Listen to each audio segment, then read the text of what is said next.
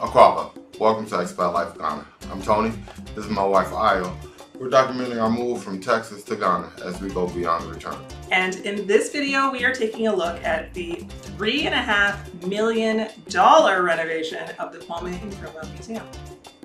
$3.5 million? What the? I know, right? Let's get this video started.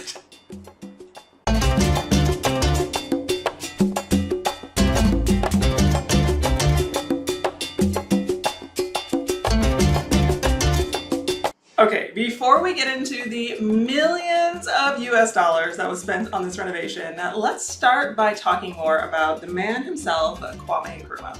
Absolutely. He was a trailblazer in the fight for Ghana's independence from British colonial rule, and that wasn't without some pushback and resistance. Right. I mean, this wasn't just about Ghana. His vision really extended far beyond the borders. He believed that there was unity that was required from all African nations in order to further their shared goal of freedom and independence.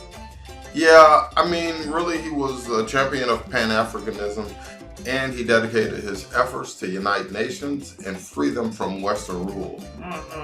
After he freed Ghana, he became the first prime minister and later president of Ghana. Yeah, and his impact wasn't just something that was profound here in Ghana. It had a ripple effect, really, through other African nations who then went on to find and fight for their own freedom and try to unify and work together. Yeah, and what's really crazy is that his leadership really did have a ripple effect all the way to the United States. Totally, right? Because what he was doing was advocating for civil rights and social justice, and that spoke very loudly to Black Americans at the time of the civil rights movement. Yeah, the fight for equality resonated with civil rights leaders, which made him a leader not only in Ghana, but also Africa. Yes. And countries around the world. Absolutely. Which is why it makes so much sense to honor his legacy with a memorial. Yeah. We recently took a trip out to the new museum to scout it out for our tours. I've been there dozens of times prior to the renovation. But this was, our first time since the huge investment and grand reopening. Yeah. So let's take a look.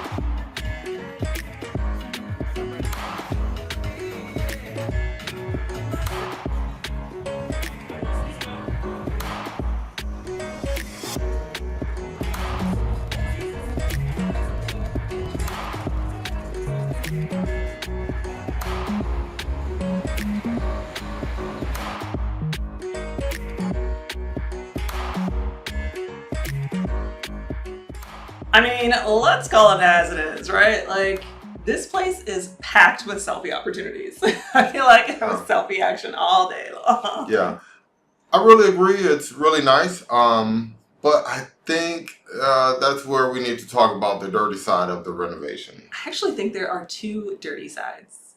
Well, mine is all about the money. Ooh. Do yours first. Wait. Mine is mostly about how hindsight is 20/20. What do you mean? I mean, like, his whole political agenda and ideology was really vilified, right? Back in his day. The British government jailed him over his role in organizing protesters and strikers. He spent multiple years in jail, multiple incarcerations because of the advocacy that he was doing.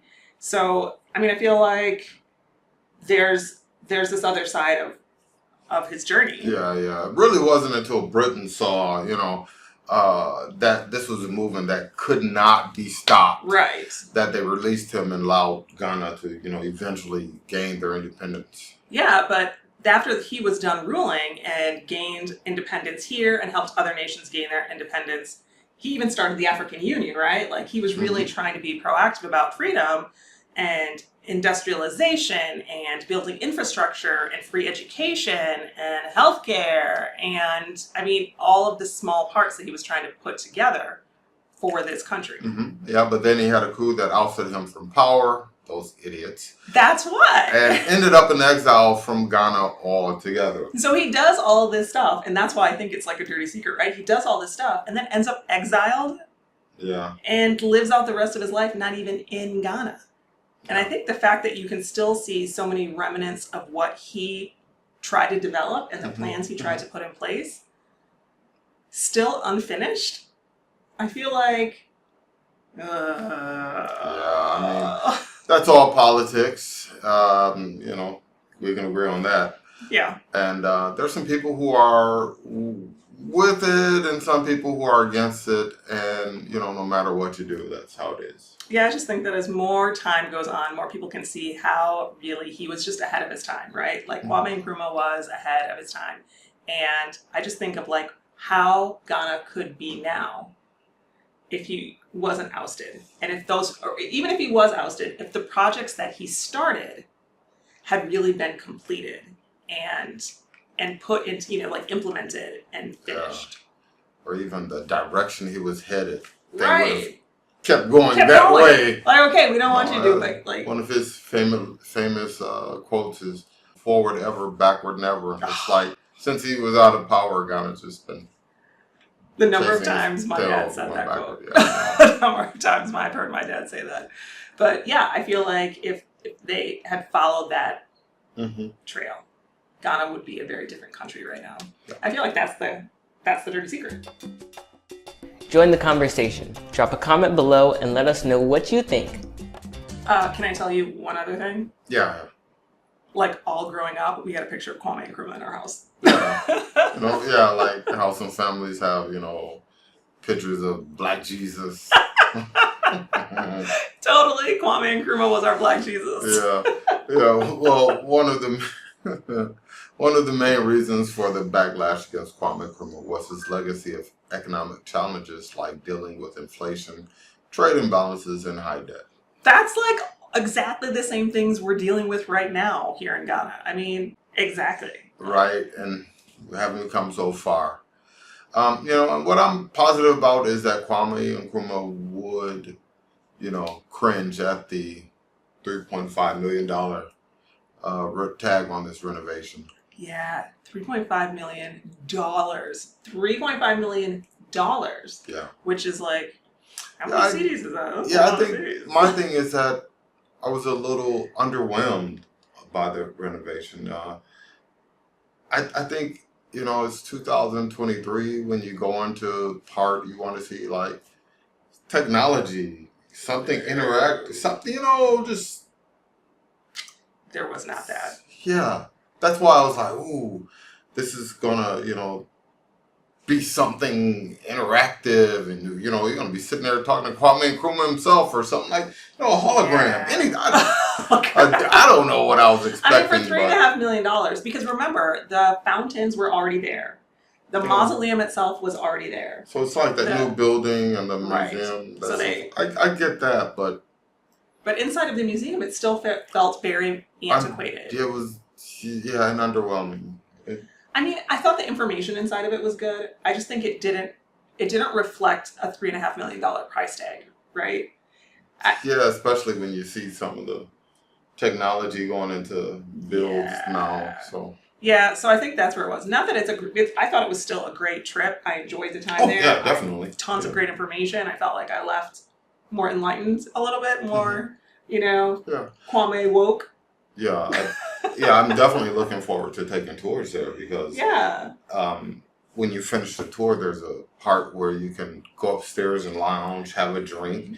There's a great portrait of Kwame Nkrumah that, you know, it's like he's standing there and it's at his place, Right. and he's like welcoming you to come in and, you know, share spirits with him. So yes, but it was a portrait. It wasn't a digital or text forward thing. So I get what you're saying. It's like for that price tag, it felt like there should have been more modernization happening inside of it to carry it forward for the next 20 years. yeah, Instead of kind of making it feel like a new building with old stuff in it. Yeah. Yeah. Hi, I'm Leo. Subscribe right now. No matter the politics behind the man or the renovations, stopping at this museum is definitely a must on your next trip to Ghana. Yeah, I mean, it's beautiful there. There's tons of selfie opportunities. I like that wall with the quotes and all of the pictures of him. You really get to feel like you're connecting with the man and the history. And it's right in the heart of Accra, which means it's the perfect part of a city tour experience. Mm-hmm. And if you want an awesome city tour experience, book a day trip with us. We offer a city tour that includes the Kwame Nkrumah Museum, plus a chance to see some of the other highlights of Accra. Absolutely. Mm-hmm. So check out what we have to offer at our website, expatlifeghana.com, including full services, tours, airport pickups, drop-offs, plenty of other day trips to see the best of Ghana. Yeah, you could really build yourself a whole vacation just with your day trips. Yeah. They're fun. Plus, don't forget, we offer accommodations at the B&B. Check out the rooms and full service options online at expatlifeghana.com. Hit that like button if you're still here with us, and subscribe. And don't forget to hit the notification bell so that you can join us for our monthly live videos right here on YouTube the last Friday of every month. And with that, ciao out for now.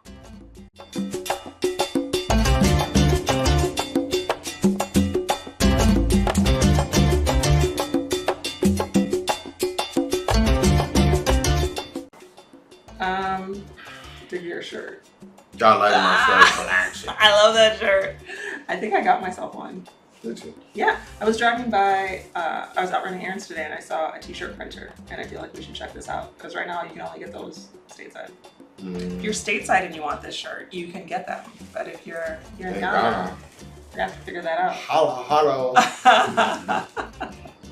Tour experience. Book a tour. And if you want that awesome city tour experience. Okay. All right, ready.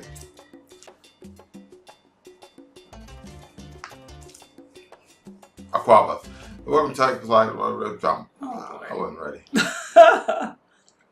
Thought I'd be.